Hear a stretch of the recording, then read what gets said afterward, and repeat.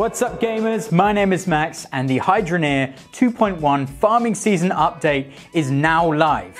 The game is also on sale right now for a 30% discount. One thing this update is absolutely packed full of is NPCs. These NPCs walk all over the world giving out quests in return for farming guild tokens. This is a system that we added in this specific update because in the next update we want to kind of make this system a lot bigger to work with mining features of the game. So it was important for us to put this in first before our next big 2.2 Tier 3 prospecting update. Now these NPCs are walking all over the world, and one thing we noticed in testing is that when you want to pick up a quest from one of these NPCs, it can be quite hard to find them.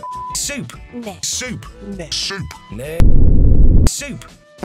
So in the world map object in the game, we've actually added in little quest markers so you can see where some of the active quests are. Of course, you could drive over to them in the new Hydro Quad, but we've also added in one additional vehicle into this update. This is the Hydro Cropper. Okay, so this is the concept art. This is the Hydro Cropper. The Hydro Cropper is both a harvesting and replanting object. That means the roller on the front of the vehicle actually harvests the objects, destroying the crop and pulling up all of the vegetables. These vegetables come out of the top chute and land inside the vehicle, storing them nice and safe in there. After that, while the cropper moves over the empty spaces that the plants were in, if there are any seed bags in the back of the vehicle, it will then replant these seeds. So it's kind of like a multi-function vehicle. Now, emptying the vehicle is pretty simple. If you hold down the E button, which is the pick up and drop button by default, then the arm will extend and it'll actually shoot these vegetables out of the side of the vehicle. Now, this is a place where you could probably have a conveyor belt system or something like that. Originally in testing, the arm actually didn't extend and it kind of just shot them out next to the vehicle.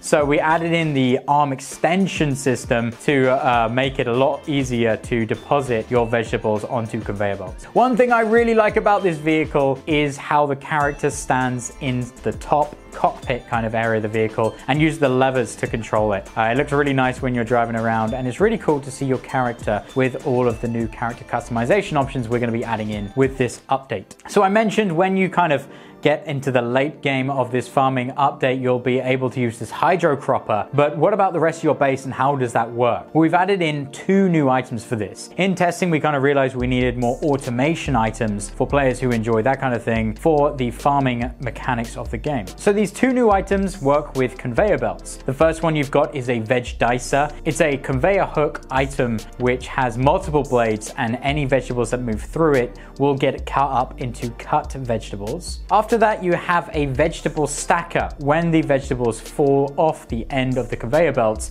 they'll all stack inside this kind of cafeteria looking object. We weren't really sure about how to kind of shape the model of this object. So eventually we kind of settled on the idea of it looking like one of those cafeteria dispensation kind of systems. I think it looks kind of cool. It's quite neat. We might change it in the future, but I'm pretty happy with it right now. And one of the final things I want to mention is the brand new cave. Now with all these NPCs, we've also got a cave dweller. The model isn't completely finished yet, so right now it kind of uses a bit more of a default one.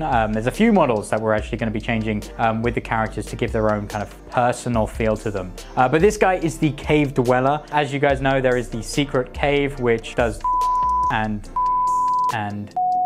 that's what the cave is for. But anyway, we've gone in there and we've completely reworked the cave. It's got brand new sounds in there, as well as lighting and models and all that good stuff. So that's pretty much everything I want to talk about on YouTube. I'm purposely not diving into everything because I want you folks to figure it out for yourself as you play the brand new exciting update. The next update after this is going to be the 2.2 Tier 3 prospecting update. It's going to be a bit of a big one. We're going to be having some new mining vehicles. We're going to have new mining mechanics, new progression systems, new these kind of quest systems like we have with the super quests right now. But one thing is we're not going to be making videos for a few months. We want to kind of just put our heads down, get lots of work done, and show you guys what we've made when we're kind of a little bit closer towards the release date of that update. So yeah, no new videos for a little while. If you guys are enjoying the update, please remember to leave a Steam review. It only takes a second and it really, really does help us out. One thing I want to mention to you guys as well is the game price is going to be raising by $5.